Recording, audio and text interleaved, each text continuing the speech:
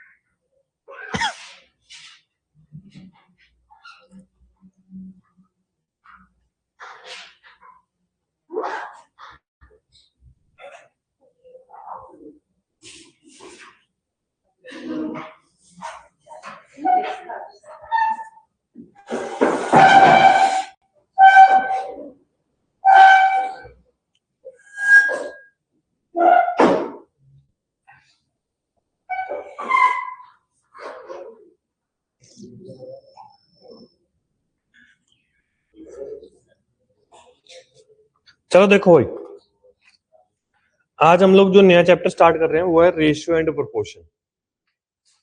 ठीक है,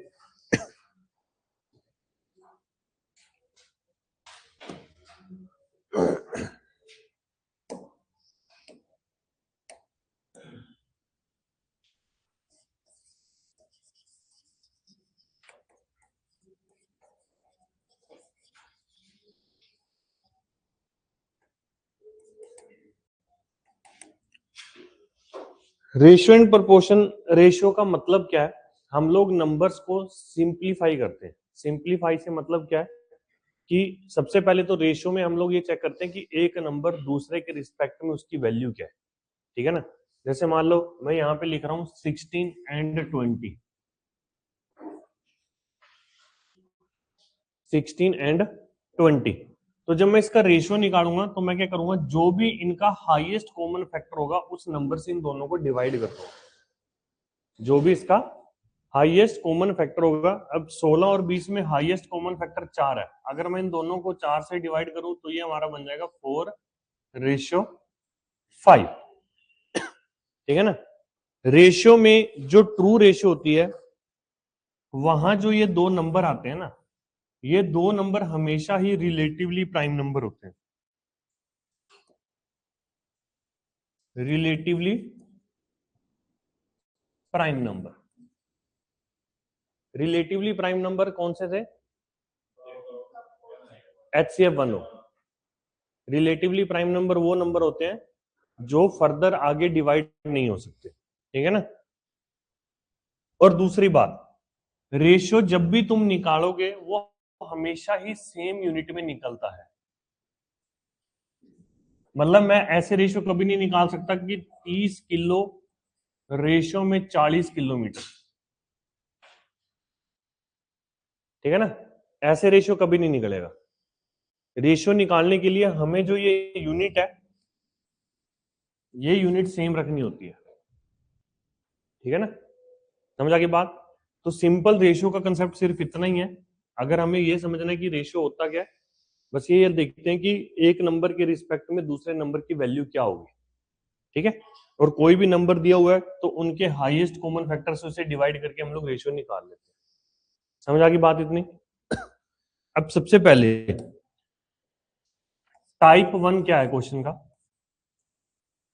टाइप 1 ये है कि मान लो अगर हमें A रेशियो B दिया हुआ है और B रेशियो C दिया हुआ है, फिर हमसे पूछा गया है A ratio B ratio C। इसी को थोड़ा और कॉम्प्लिकेट करना है तो यहाँ पे हमें C रेशियो D अलग से दिया हुआ है और फिर यहाँ पे पूछ लिया कि A ratio B ratio C ratio D बताओ क्या होगा। ठीक है ना, इस तरीके के क्वेश्चन होते हैं। तो इसमें भी जो सबसे पहला है वो यही है कि भाई A रेशियो B और अगर मुझे B रेशियो C दिया हुआ है तो मुझे अगर A ratio B ratio C निकालना है तो कैसे निकलेगा? देखो, दो वाला जो केस होता है ना, जब दो वैल्यूज दी होती है तो ये थोड़ा सिंपल होता है। इस केस में अगर मुझे ये A ratio B ratio C निकालना है तो दो तीन मेथड है। सबसे सिंपल वाला मेथड क्या होता है, जो कॉमन वैल्यू है उसे इक्वल कर दो। लेट्स सपोज यहां पे A रेशियो B मुझे दिया हुआ है 1/2 और ये मुझे दिया हुआ है 3/4। लेट्स सपोज ऐसे दे रखा है। ए बाई बी मुझे दे रखा है 1/2 और बी बाई सी मुझे दिया हुआ है 3/4। तो जब मुझे ए बी और सी तीनों का रेशियो निकालना है तो ऐसे केस में मैं क्या करूंगा, जो वैल्यू कॉमन है, जैसे यहाँ पे बी है और यहाँ पे बी है, ये दोनों कॉमन है, तो इसकी वैल्यू को इक्वल कर दो बस। अब रेशियो में होता क्या है, किसी भी नंबर से तुम मल्टीप्लाई करो या डिवाइड करो, रेशियो चेंज नहीं होती। अब मैं यहाँ पे 3 था तो इस 3 का मल्टीप्लाई इधर कर दूंगा, और यहाँ पे ये 2 था तो इस 2 का मल्टीप्लाई इधर कर दूंगा।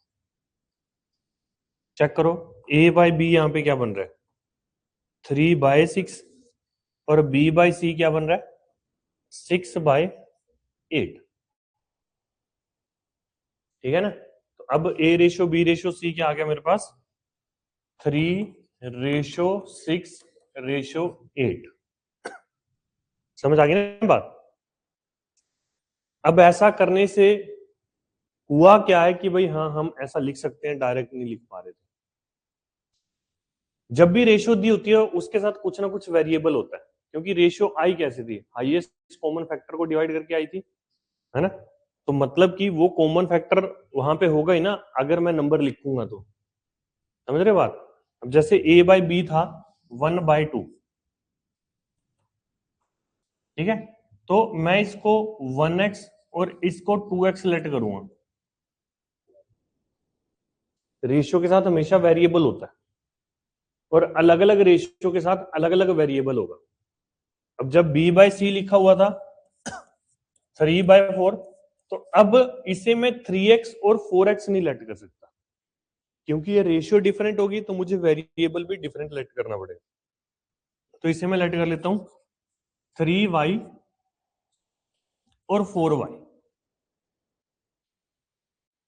ठीक है ना। तो जब मैंने यहाँ पे ये इक्वल करा ना, इसे इक्वल करने के बाद ये सारे के सारे एक ही वेरिएबल में कन्वर्ट हो गए। b की वैल्यू यहाँ पे 2x है और यहाँ पे 3y है, तो ये दोनों आपस में इक्वल होंगे ना 2x और 3y। तो x बाय y यहाँ पे क्या आ रहा है 3/2। एक फिर से रेशियो आ गई, तो अब इसे तुम 3a और 2a लेट कर लो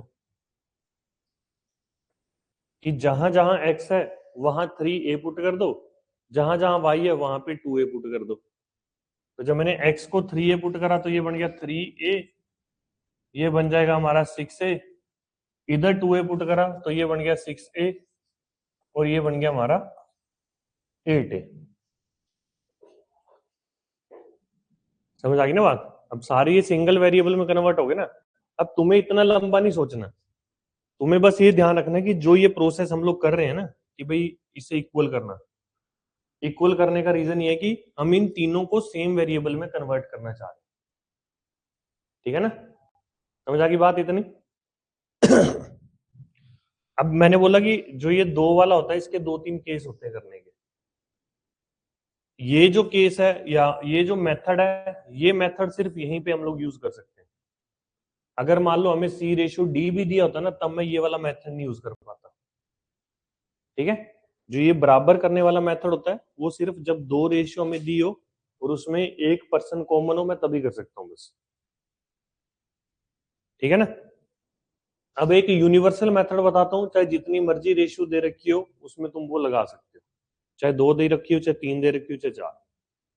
ठीक है। अब वो क्या है, जैसे हमें मान लो A/B/C और C/D दिया हुआ है, कुछ भी कितना भी लंबा वो कर रखा है, तो इसको तुम इस तरीके से लिखोगे A/B, फिर इस B के नीचे ये वाला B/C, फिर इस C के नीचे वो वाला C/D, ऐसे लिख दोगे। ठीक है ना। और इसको अब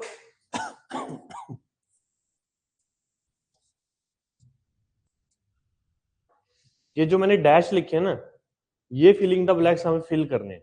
और ये फिल करने का तरीका क्या है, हॉरिजॉन्टली जिस भी जहां पे भी लाइन खत्म हो रही है ना वही कंटिन्यू रहेगा बस ऐसे। यहाँ पे ये सी पे खत्म हो रही है तो सी, इधर बी था तो ये बी, फिर सी था, सी और सी, ऐसे ऐसे लिखेंगे और इनको इस तरीके से मल्टीप्लाई कर देंगे बस। ठीक है, अब एग्जांपल से समझते हैं। 1:2, 3:4 और ये 5:6 है मान लो।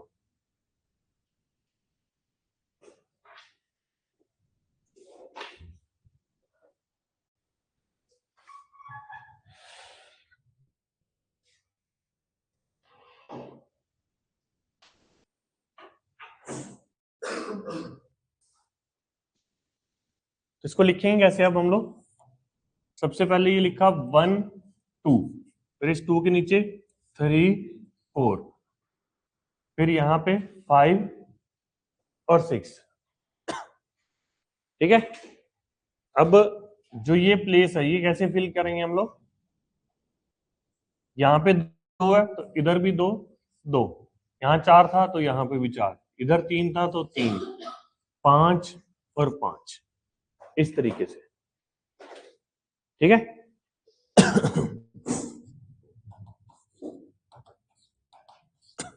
अब वर्टिकली मल्टीप्लाई कर दो बस इन्हें। कितना बन रही है? 15, 30, 40 और ये 48। तो A:B:C:D जो आ रहा है वो 15, 30, 40 और 48 आ रहा है। ठीक है,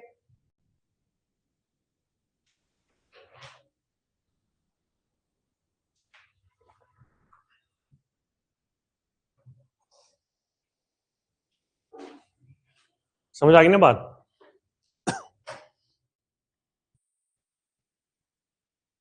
कर लोगे अब ये?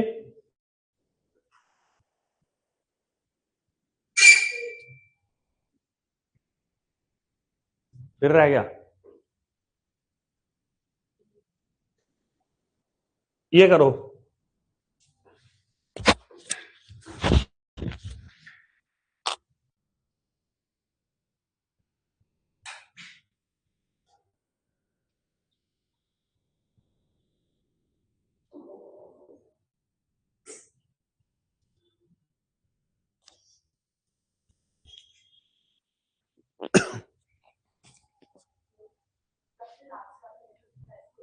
हाँ हाँ, जैसे A:B दिया हुआ, इसी के नीचे वो दूसरे वाला B:C लिखो ऐसे। 3:2 और इसके नीचे लिख दिया हमने 4:3। फिर ये 2 इधर आ जाएगा, ये 4 इधर आ जाएगा। ठीक है, अच्छा एक चीज और भी कर सकते हो तुम लोग, जो ये मैंने कॉलम से बनाया है ना, इन कॉलम में अगर तुम्हें कुछ भी कॉमन दिख रहा है तो उसको वहीं काट दो, चाहे लास्ट में भी तो कट करना ही है। जैसे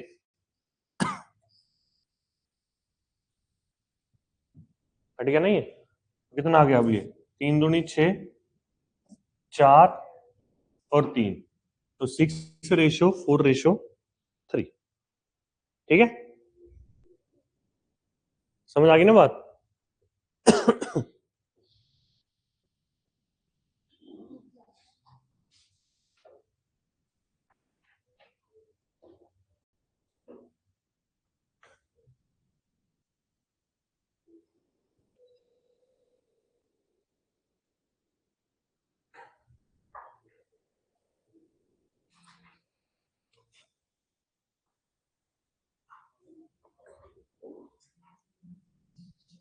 लिख लिया?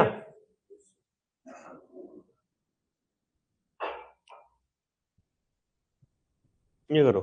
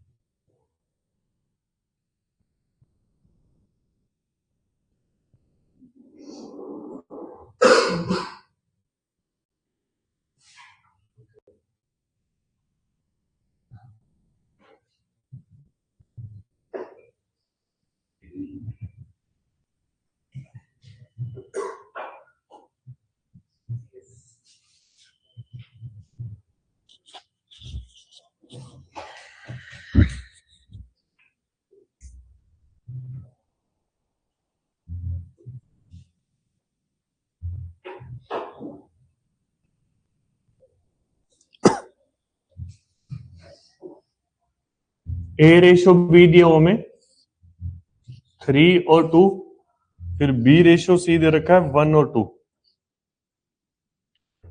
सी रेशो डी दिया हुआ है 3 एंड 1। ठीक है, यहां पे 2 2 2, तो ये आ गया हमारे पास 9 6 12 और 4, तो 9 6 12 एंड 4। ठीक है, इसे करो, सेम ही है क्या ये? नहीं,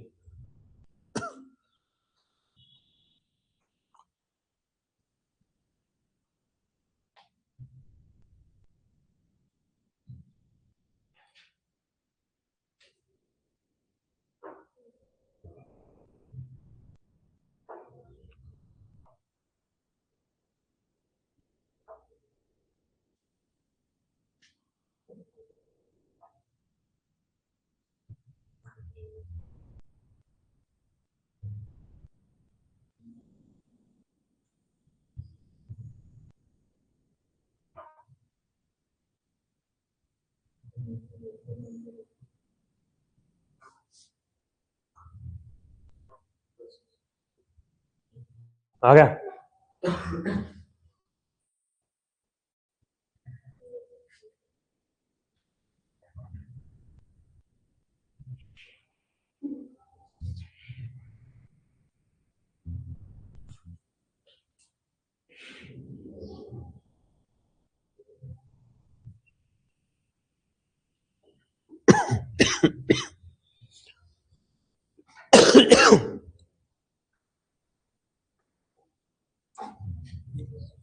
ए रेशो बी दिया हुआ हमें, फिर बी रेशो सी दिया हुआ है, और आ गया 2 और 1, तो 3 3 2। ठीक है, एक तो ये 3 कट जाएगा, ये 2 कट जाएगा, तो क्या बचा? 2 3 2 1, ये आ जाएगा। ठीक है, ये करो।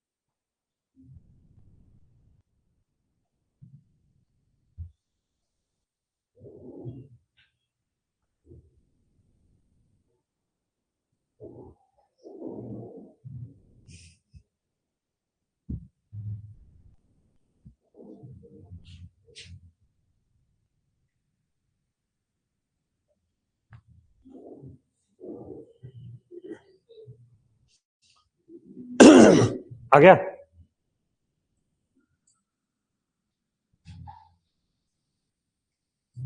3 2, फिर ये है 2 एंड 1, आगे ये 1 और 3,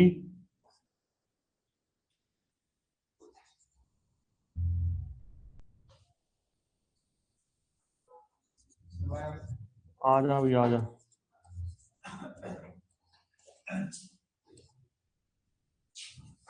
2 2 2, एक तो ये 2 कट जाएगा,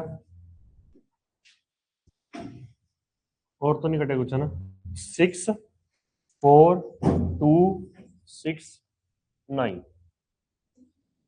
ऑप्शन डी आंसर आ गया। ठीक है, चलो अब आगे देखो एक और चीज तुमसे। कहाँ है? बुला ले, ऊपर बुला। हाँ हाँ, ऑफिस में बिठा लिया। हाँ,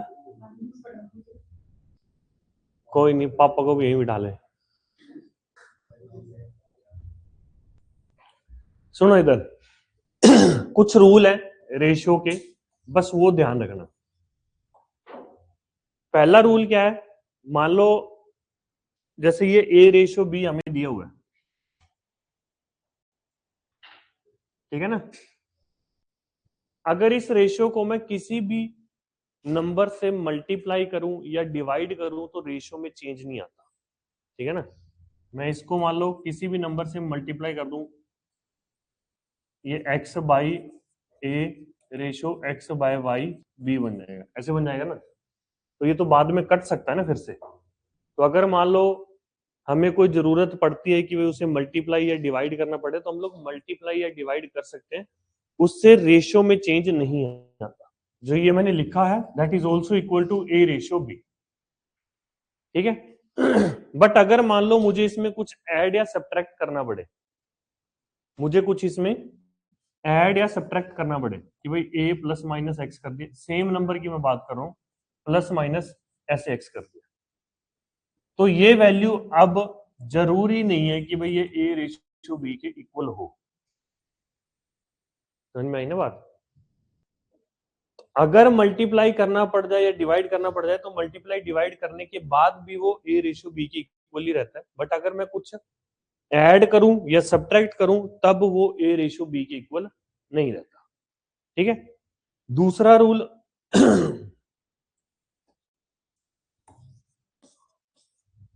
अगर मान लो हमें दो डिफरेंट रेशियोज दे रखी है और अगर उन्हें मल्टीप्लाई करना पड़े, तो मैं उन्हें मल्टीप्लाई या फिर डिवाइड करके अलग रेशियो निकाल सकता हूं। क्या इरादा तुम्हारा है पकड़ने का? तो वैसे बैठ जो ना लग लगे ऐसे, इतने क्या कोजी कोजी मोल बना रखा है?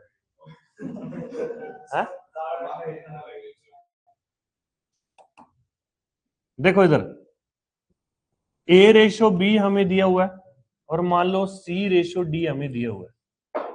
अगर इन दोनों रेशियोज को मल्टीप्लाई करने की जरूरत पड़े या डिवाइड करने की जरूरत पड़े, तो मैं उन्हें मल्टीप्लाई या डिवाइड करके एक अलग रेशियो निकाल सकता हूं।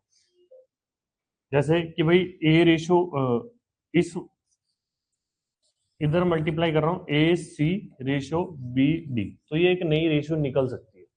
या फिर मैं ए बाय सी रेशियो बी बाय डी ऐसे भी कर सकता हूं, बट मैं ये चीज नहीं कर सकता कि ए प्लस सी रेशियो बी प्लस डी या माइनस की बात करूं, तो ये चीज नहीं कर सकते हम लोग।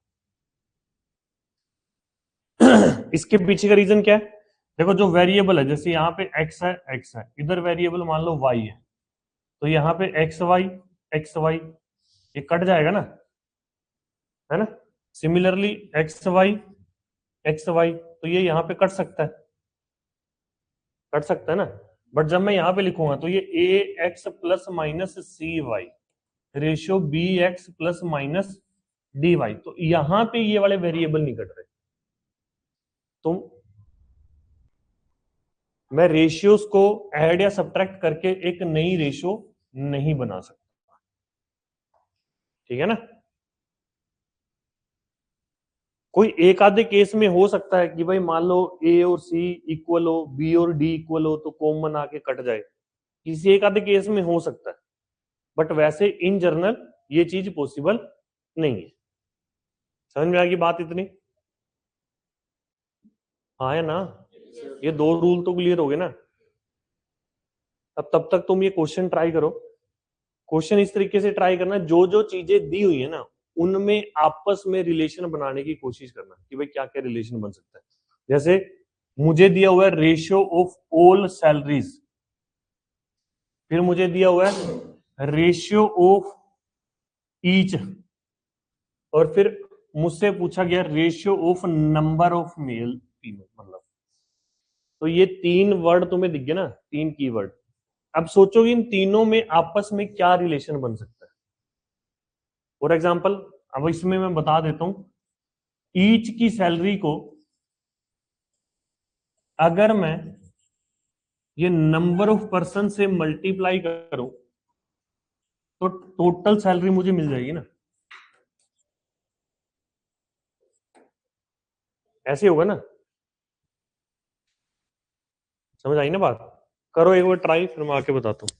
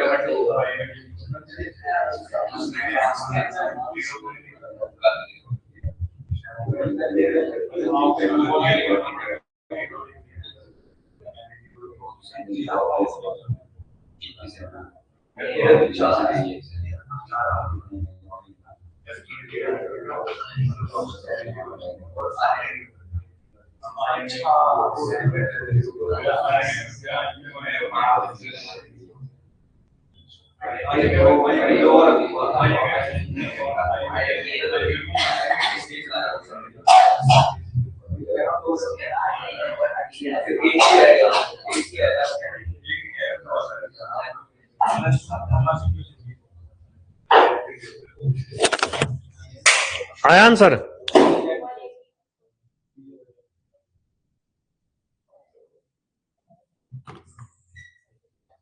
देखो, हमें ratio of all salary of all mails and female is 9:8 दिया हुआ है।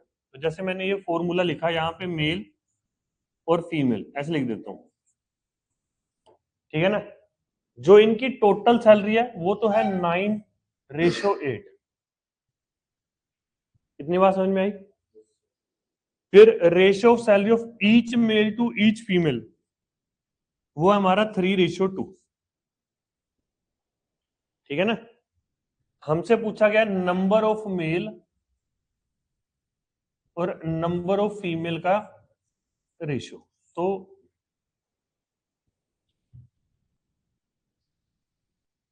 ठीक है ना, समझ आ रही है बात?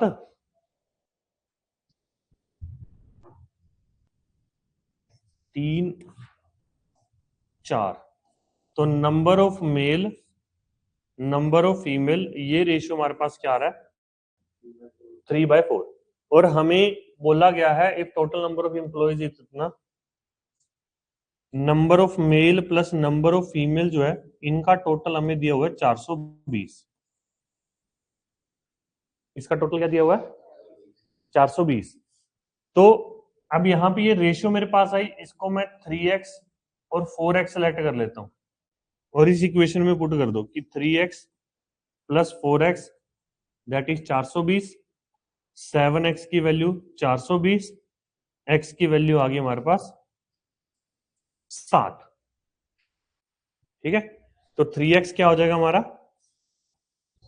3 × 60 180, और 4x हमारा क्या हो जाएगा? 4 × 60 240। ठीक है, तो number of male and number of female ये हमारा क्या हो गया? 180 एंड 240 हो जाएगा। राणा जी पक्की बात है? लग नहीं रहा है, माथे पे हाईवे बन गया था। कहां से है? हिमाचल में कहां से? मंडी डिस्ट्रिक्ट। ओह, कुछ और रह गया देख ले। है? है? RDC? अच्छा, जानता तू इसको पहले से? अब पहचान में आया? अच्छा, देखा अब तूने? ठीक,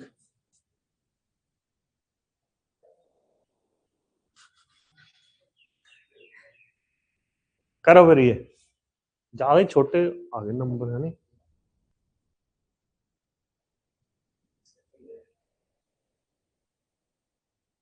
क्या हो गया बुक? तू भी जानता है क्या इसको? पहले से जानता है? तभी ऐसे देख रहा है? पता नहीं, मैं ऐसे उठ उठ के देख रहा हूँ क्या देख। अच्छा, देखा नहीं रहा। डिमांड है भाई की।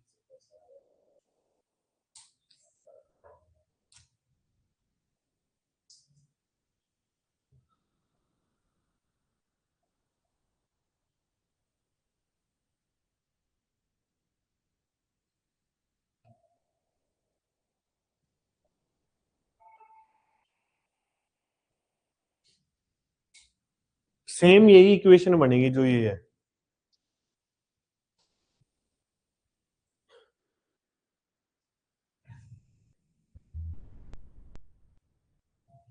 नंबर ऑफ मेल कितने हैं?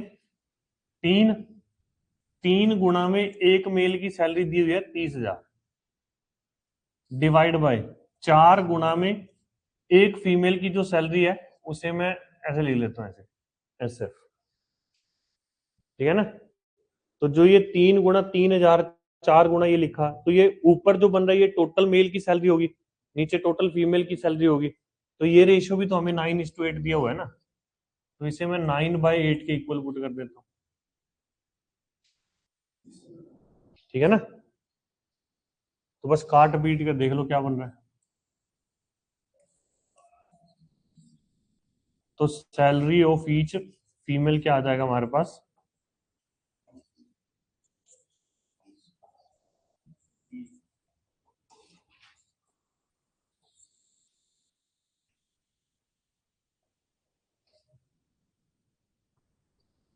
ठीक है ना?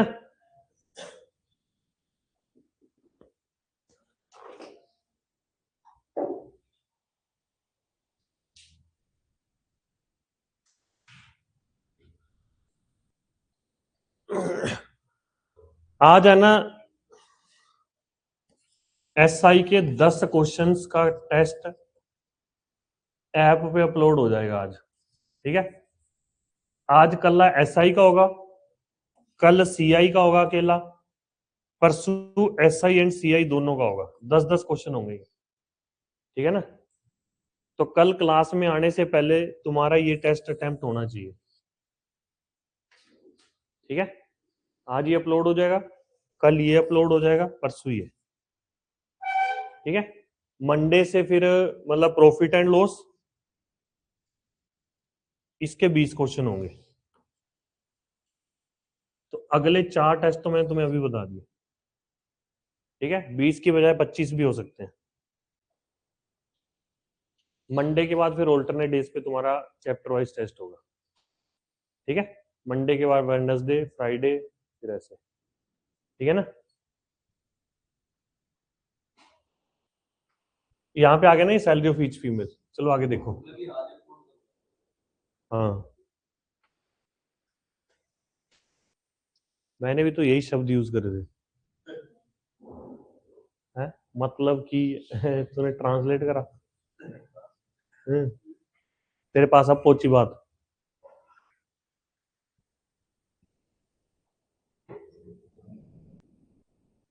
हाँ, ये करो चलो।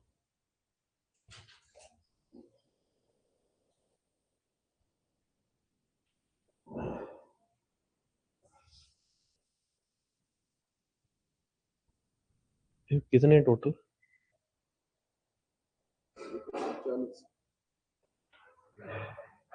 आज तो नहीं हो पाएंगे।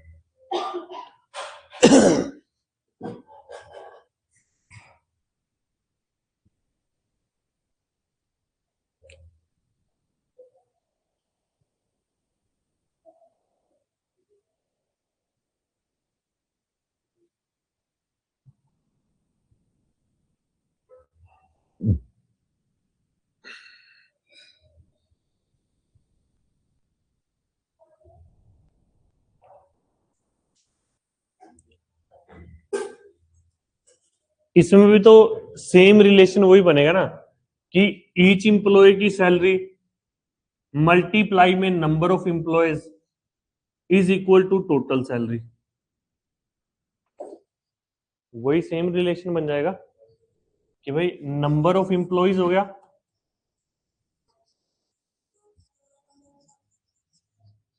मल्टीप्लाई में ईच की salary is equal to total salary.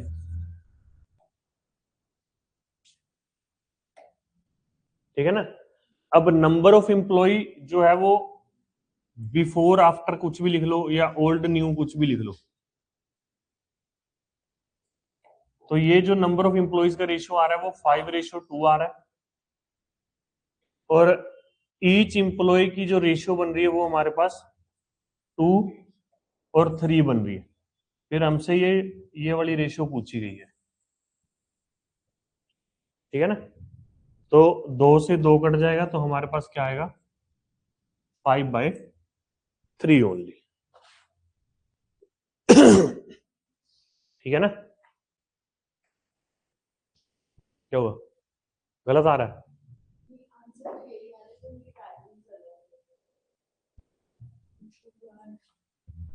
तो तूने आगे सैलरी लिख दी ना, बात तो वही है। मैंने आगे नंबर ऑफ एम्प्लॉयज लिखे हैं, सैलरी पीछे लिखी है, तुमने ये आगे लिख दिया, ये पीछे लिख दिया। ठीक है ना?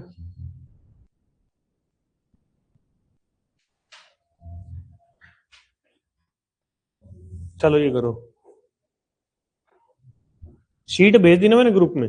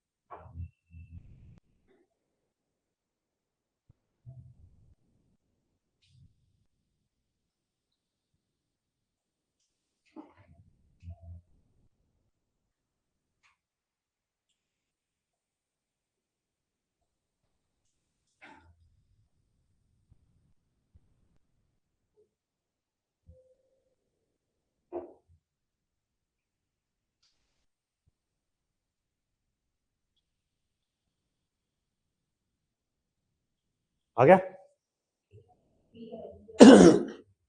हाँ, salary of each employ increases, तो ये 5 से 4, 4 से 5 हो गया, sorry. Number of employees decreases, तो जो टोटल सैलरी है बिफोर और आफ्टर वाली है, उसका रेशियो हमारे पास क्या आ गया, 4/3। ठीक है ना? ये टोटल सैलरी का आ रहा है। अब टोटल सैलरी पहले 4 यूनिट थी, अब 3 यूनिट है, तो टोटल सैलरी तो कम हुई ना। कितनी कम हुई? 1 यूनिट। और इस 1 यूनिट की वैल्यू हमें दी हुई है 60,000। कंपनी के तो 60,000 बच रहे हैं, है ना? तो 1 यूनिट की वैल्यू 60,000 होगी। तो उसने पूछा फाइंड द इनिशियल एक्सपेंडिचर, जो वो टोटल सैलरी है कंपनी के लिए, तो एक्सपेंडिचर ही होगा वो। तो स्टार्टिंग में 4 था, तो 4 यूनिट की वैल्यू क्या आ जाएगी, 4 गुना में 60,000, दैट इज इक्वल टू 2,40,000।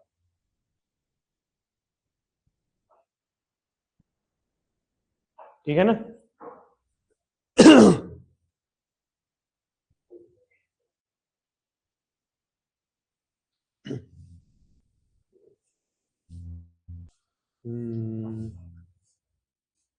ये करो, अच्छा क्वेश्चन है ये। 15 तक सारे क्वेश्चन अब वैसे ही है, 8 से लेके 15 तक ना, 7 से लेके 15 तक, सॉरी, एक जैसे ही है।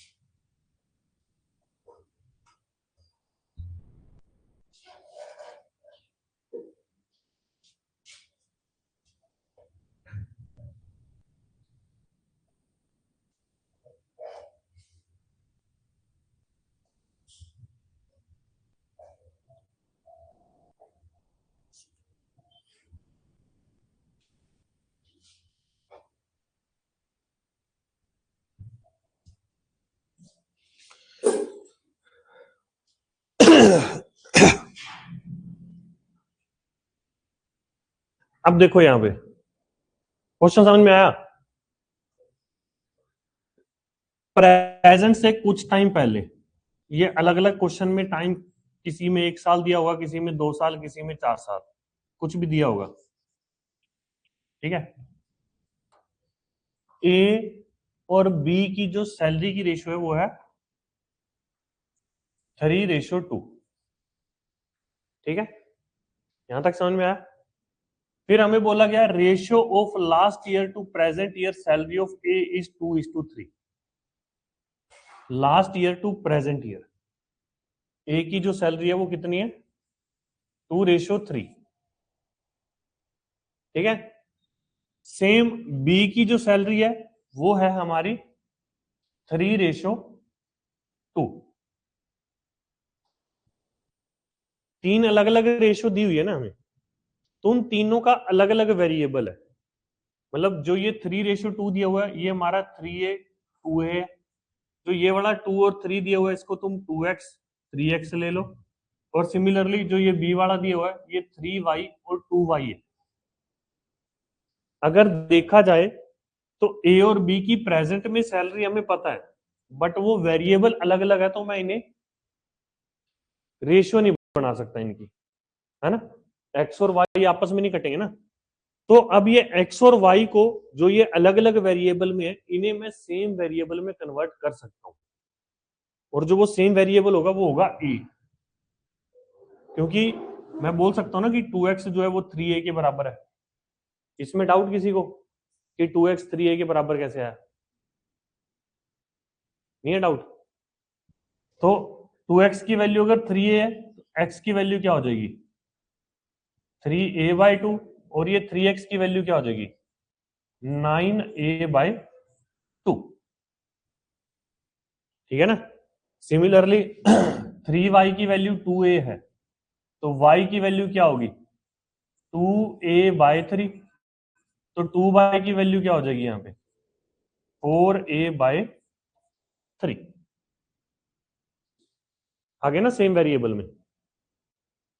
अब ये रेशियो निकाल लो, a से a कट जाएगा, और 2 के केस में क्या होता है ये क्रॉस मल्टीप्लाई हो जाते हैं, तो ये हमारे पास आ गया 27:8। तो इनकी जो प्रेजेंट की सैलरी है वो कितनी है, 27:8।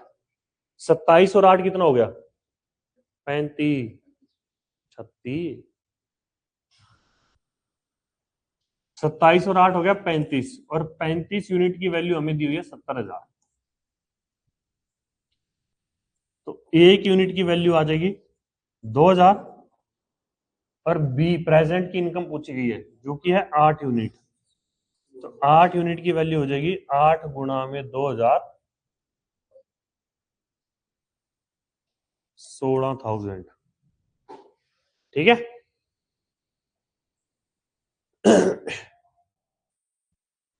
अब जो मैंने ये x a y ये सब लिखा, ये सिर्फ तुम्हें समझाने के लिए लिखा था, अदरवाइज मैं इसको लिखता नहीं भी भाई ऐसे डायरेक्ट करता। अभी समझ में आ गया सबको? एक और लिख लो इसे, अगला क्वेश्चन वो भी ऐसा ही है, वो और करके दिखाऊंगा। अगर किसी को नहीं समझ में आया होगा तो आगे क्लियर हो जाएगा, ठीक है।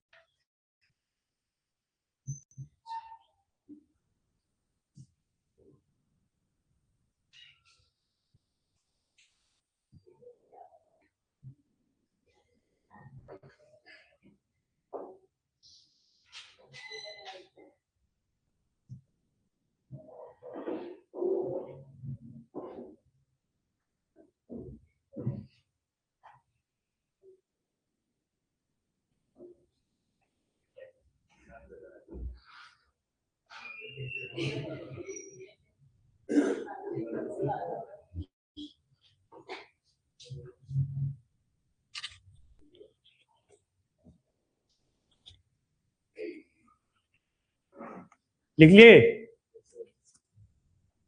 देखो अगला क्वेश्चन, ये भी सेम ऐसा ही है। प्रेजेंट 1 ईयर एगो,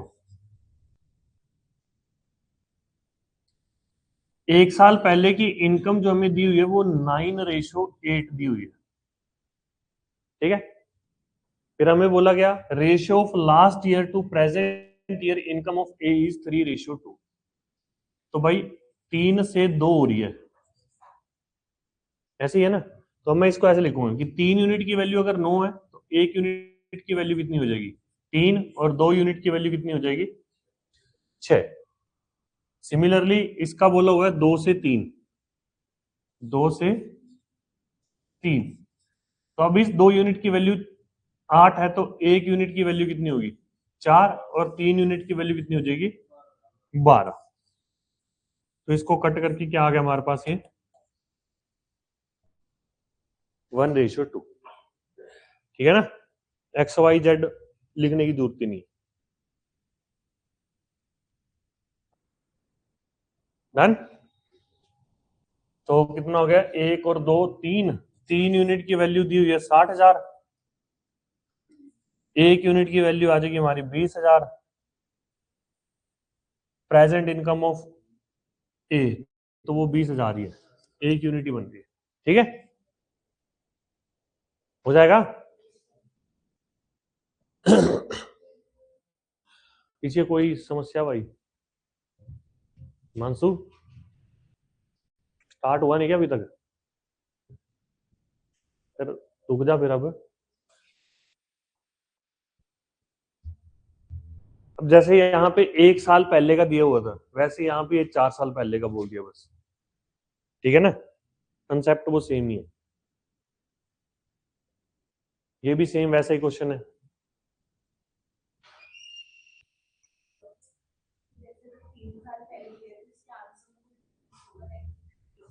नहीं नहीं नहीं, कुछ नहीं करना। टाइम का रेफरेंस तो वो कभी कभी दे सकता है, वो कोई दिक्कत नहीं है, ठीक है ना। तो अब ये 21 तक क्वेश्चन सारे सेम ही है, 16 से लेके 21 तक, ठीक है। क्वेश्चन नंबर 22 देखो।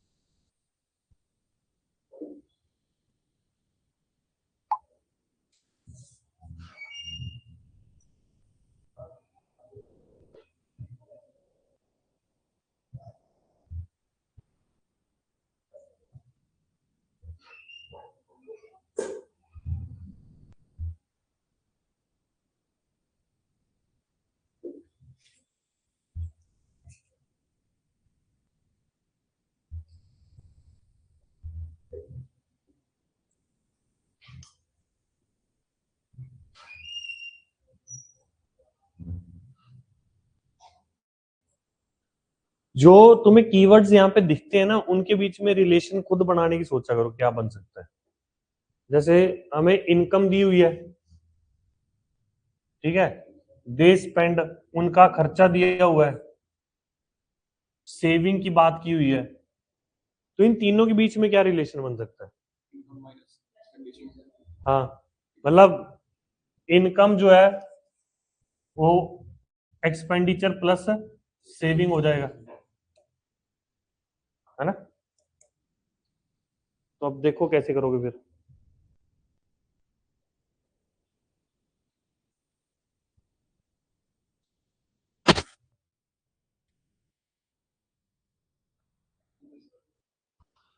कुछ भी कर सकते हो तुम।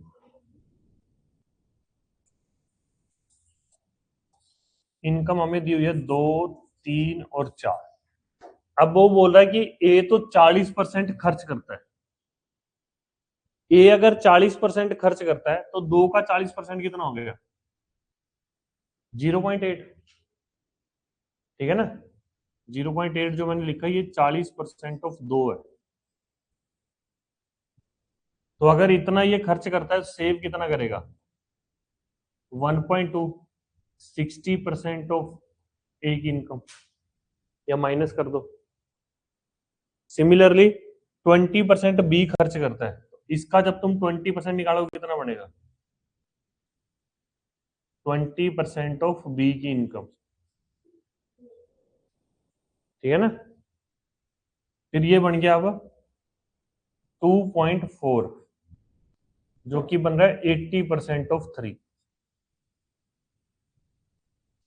ठीक है ना? अभी तक ये क्या चल रहा है? ये सारा कुछ सेम वेरिएबल में चल रहा है कि अगर ये 2x 3x 4x था तो ये सब भी x में ही चल रहा है। मैंने अलग से कोई रेशियो नहीं निकाली। ठीक है ना? अगर मान लो बाद में मैं काट के कुछ रेशियो निकालता हूं तो इनका वेरिएबल चेंज हो जाएगा। समझ गए ना बात? फिर सी का बोला 70%। अब इसका 70% अगर मैं निकालू तो 2.8x बनता है।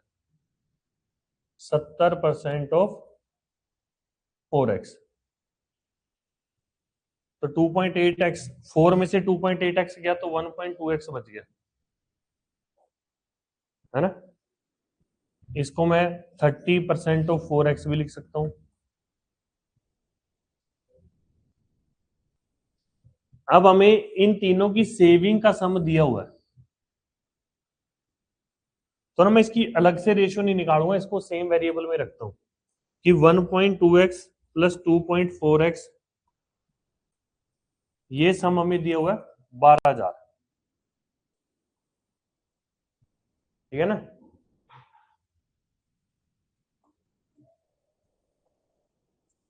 ये आ गया 1,000, 0.1x, 0.2x, 0.1x, 1,000।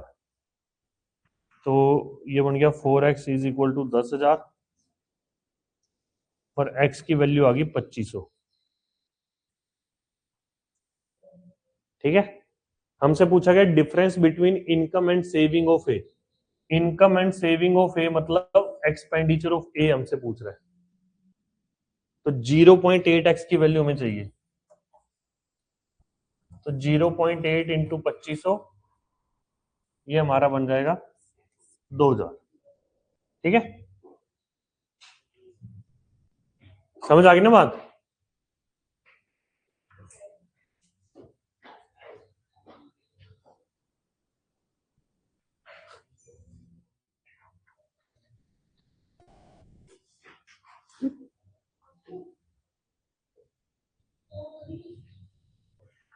ये सीढ़ियां कई लोगों के लिए तो ये हिमालय ही है, ऊपर चढ़ते चढ़ते आए। रीतिका तो 2 बार रुक के आती है।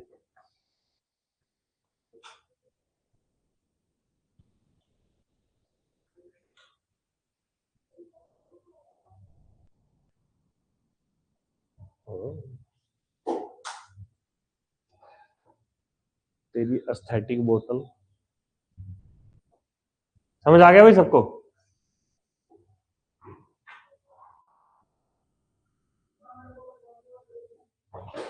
ये भी सेम वैसा ही क्वेश्चन है। रुको आगे देखते हैं कोई और। ये करो चलो। अब इसमें ना एक चीज समझना, देखो जैसे ये था इनकम, एक्सपेंडिचर और सेविंग, ए बी सी। ठीक है ना? किसी एक की तो तुम्हें रेशियो दी होगी, किसी एक की भी तुम्हें रेशियो दी होगी और किसी एक का तुम्हें परसेंटेज दिया होगा। ठीक है ना? वहां से फिर तुम तीसरी चीज निकाल सकते हो। जैसे पिछले क्वेश्चन में क्या था, हमें इनकम का रेशियो दिया हुआ था, एक्सपेंडिचर की परसेंटेज दी हुई थी, तो मैं सेविंग निकाल पा रहा था। अब इस क्वेश्चन में क्या है, हमें एक्सपेंडिचर का रेशियो दिया हुआ है, सेविंग की परसेंटेज दी हुई है, तो मैं यहां से इनकम निकाल सकता हूं। अब वो तुम दिमाग लगाओ कैसे निकालोगे, करो इसे ट्राई।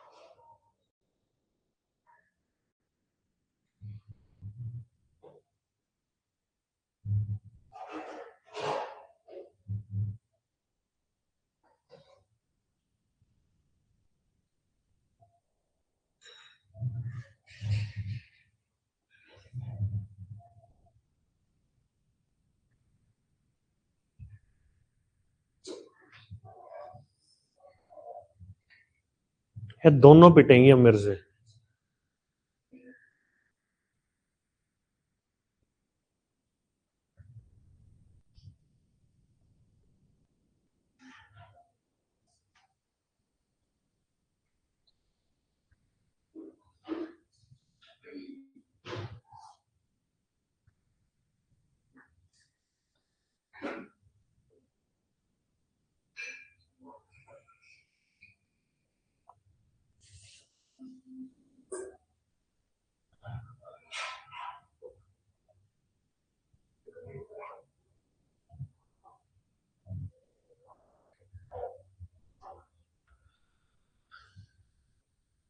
देखो एक्सपेंडिचर का रेशियो दिया हुआ है 2, 3 और 4। हमें बोला गया कि 80% सेव करा। अगर वो 80% सेव कर रहा है तो खर्च कितना करेगा?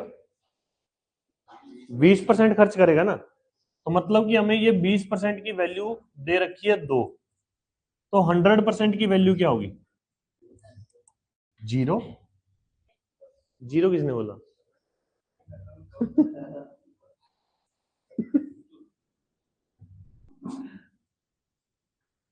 ये चीज समझ में आई ना? नहीं आई समझ में? तो हाँ बोलते हैं ना। फिर हमें बोला है बी के केस में कि 40% वो सेव करता है। अगर वो 40% सेव कर रहा है तो खर्च कितना करेगा? 60%।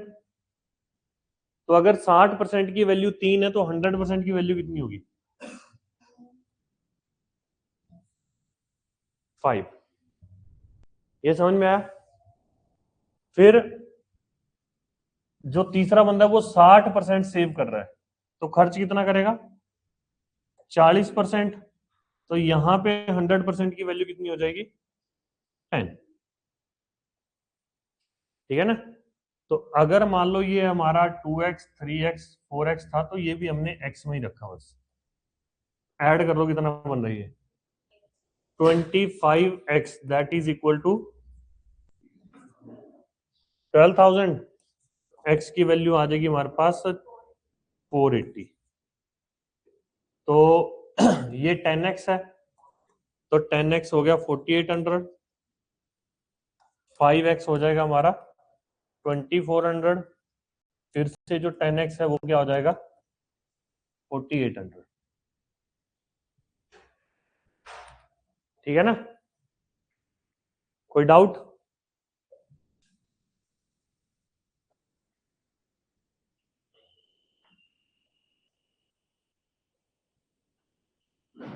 करें आगे?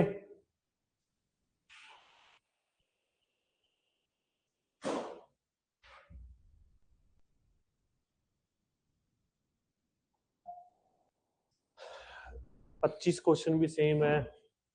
दे सेव ये भी वाला सेम है। 26 तक सेम है। फिर अभी है 22 से लेके 26 तक है ना। क्वेश्चन नंबर 27 देखो।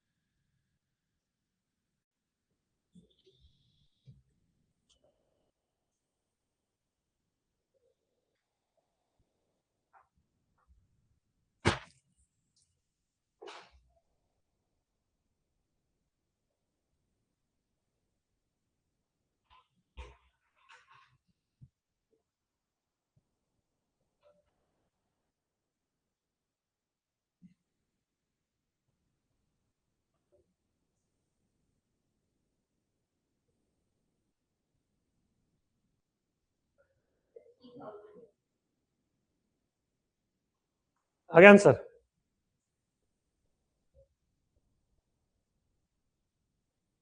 इनकम और A B C, income, expenditure और सेविंग। इनकम का रेशो दिया हुआ है 2 3 4, ये दिया हुआ है 3 4 और 5। ए सेव्स 5000 आउट ऑफ 8000, इसकी सेविंग दी हुई है 5000 और इनकम दी हुई है 8000। ठीक है, अब अगर 2 यूनिट की वैल्यू 8000 है तो 3 यूनिट की वैल्यू कितनी होगी? 12000। 4 यूनिट की वैल्यू कितनी होगी? 16000। अब 8 में से 5 सेव करता है तो खर्च कितना करेगा? 3। तो मतलब इस 3 यूनिट की वैल्यू होगी 3000। तो 4 यूनिट की वैल्यू आ जाएगी 4000 और 5 यूनिट की वैल्यू आ जाएगी 5000। ठीक है, difference between saving of B and C. अच्छा, बी की सेविंग कितनी बन रही है? 12 में से 4 गए 8, 16 में से 5 गए 11। तो इन दोनों के बीच में डिफरेंस कितने का आ रहा है? 3000। ठीक है ना? समझिए ना, यहां पे भी क्वेश्चन में ऐसा ही होगा कि तुम्हें 2 रेशियो दी हुई है। ठीक है, 2 रेशियो दी हुई है, तीसरी कोई ना कोई एक वैल्यू दी होगी। समझ आ गई ना बात? 27, 28, 29, 30,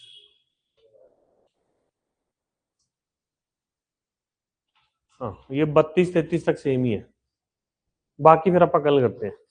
ठीक है, ठीक है ना?